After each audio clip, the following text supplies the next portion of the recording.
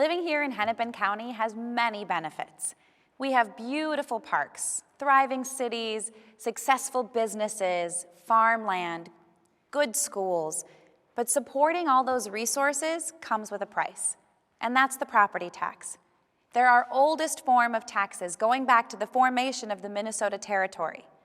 I'm guessing we've all asked ourselves, why are my property taxes going up when the value of my property is going down? The answer is that unlike nearly all other taxes, the property tax is a tax on the community as a whole, and the value of your property, your piece of that community, is used to determine your share of that tax. It is your share of the total cost of local government. Here's how property taxes are formed. The people we elect tax a specific dollar amount on the entire community of taxpayers.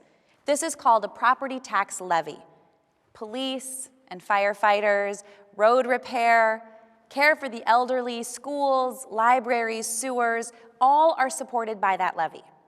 This tax is then divided among all the taxpayers based on their individual property value in proportion to everyone's property value. This means that your property tax depends on how much others in your community are paying.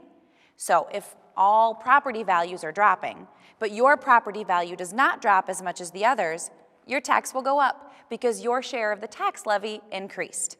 In other words, property value alone does not determine your tax. It just determines your share of the total tax on the community. Okay, now that you know you're paying your share of the community's tax, why does the amount change from year to year? There are three main factors. First, your tax statement is actually 8 to 10 tax bills rolled into one. Each county, city, school, and special taxing district has its own budget and determines its own part of your tax. Your total tax is the sum of your share of all those separate tax levies. In Hennepin County, 7 commissioners represent the entire population of 1.1 million people. Those 7 have to weigh the needs of all residents and make the difficult choices about what services to fund. And needs are always changing. The county may have had to plow less snow this winter, so that costs less. But at the same time, your school district had to add teachers because more kids have enrolled, so that cost offset the savings.